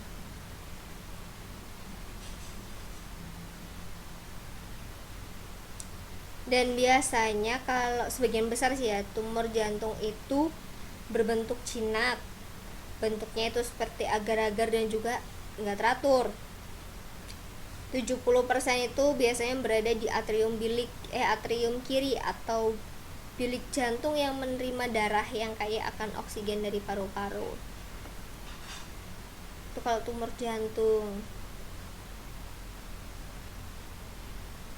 Susu teh, oh itu enak juga sih, Mbak, susu teh, Mbak.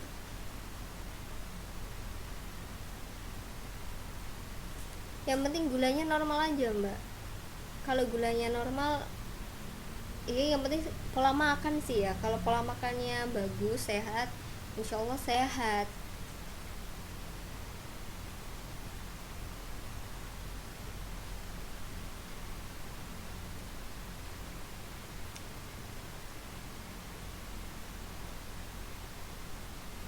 Terus ada juga nih gangguan sistem peredaran darah yang terakhir itu ada obesitas atau kegemukan ya.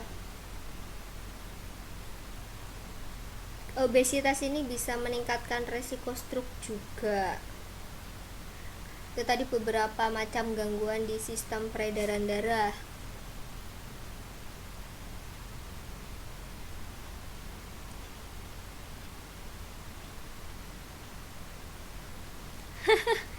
Karena manis sih ya.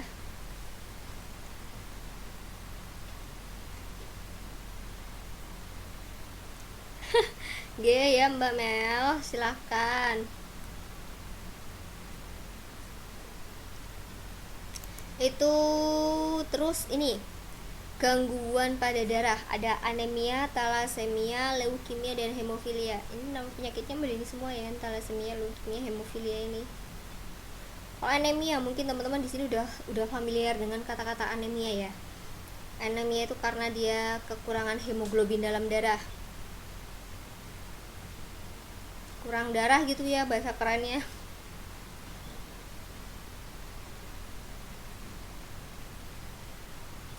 Banyak makan zat besi Mbak. Banyak yang anemia ya. Jangan kecapean, banyakin makan yang mengandung zat besi itu.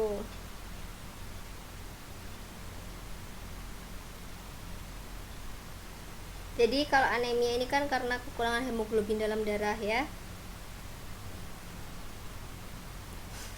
Lagi saya jelasin Mbak Rini. Penyakit akibat kekurangan hemoglobin dalam darah gitu kan.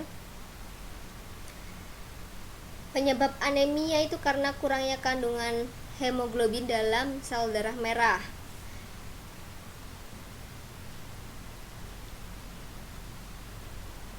Itu harusnya banyak minum vitamin B12, terus banyak konsumsi zat besi juga,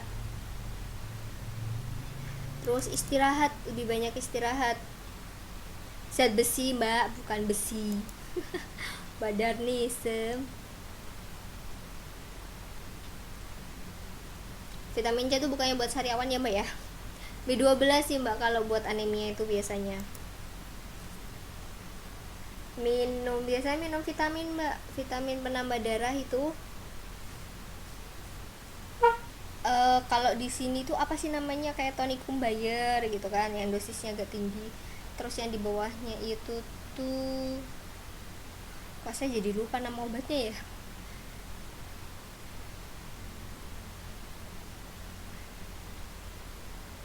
Aduh lupa ah.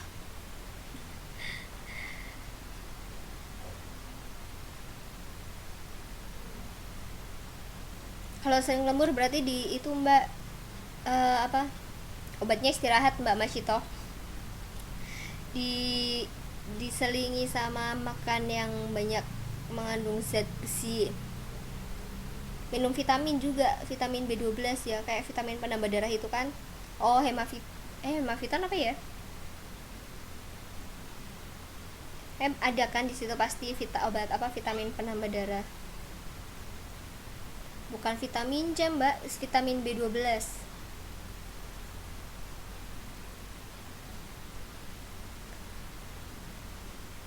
Terus ada talasemia.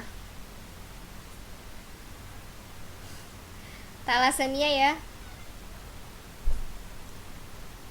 Mungkin ada yang udah dengar nama talasemia atau mungkin masih asing ya kata-kata talasemia ini. Jadi ini tuh merupakan kelainan genetik ya. Kalau talasemia ini dia merupakan salah satu penyakit kelainan genetik di mana tubuh ini tidak mampu memproduksi globin. Globin itu protein pembentuk hemoglobin ya. Jadi kalau talasemia ini bisa memproduksi eritrosit atau sel darah merah, biasanya usia selnya ini lebih singkat dan lebih mudah rusak. Ini cuci darah terus ya talasemia itu. Sama kayak ginjal kalau nggak salah, cuci darah terus. Iya. Ini kelainan genetik ya kalau talasemia. Terus ada leukemia atau kanker darah ya kan.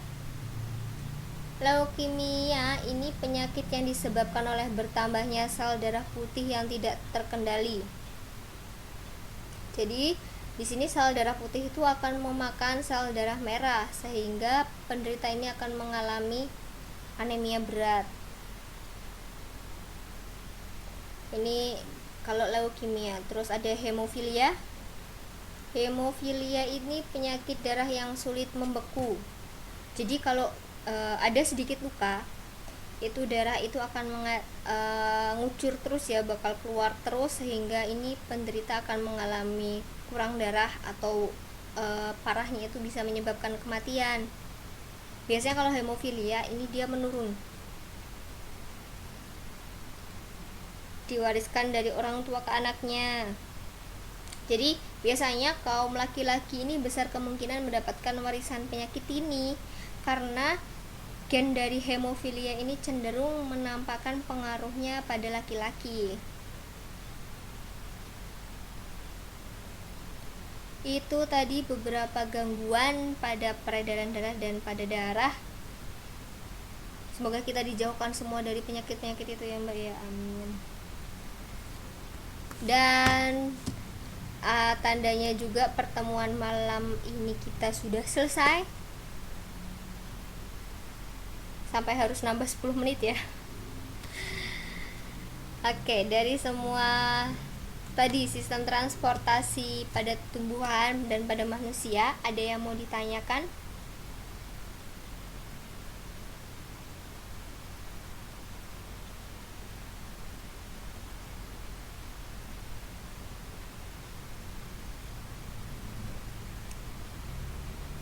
Respirasi berarti insya Allah pertemuan minggu depan ya. Kalau nggak ada halangan, baru kali ini ya saya ngajar 120 menit full. Biasanya kurang. Oke, kalau gitu kita akhiri aja kelas malam ini. Saya ucapkan terima kasih atas kehadiran teman-teman semua. Saya mohon maaf apabila ada penyampaian saya yang kurang berkenan. Selamat malam, selamat beristirahat, selamat menunaikan ibadah puasa bagi yang menjalankannya. Wassalamualaikum warahmatullahi wabarakatuh.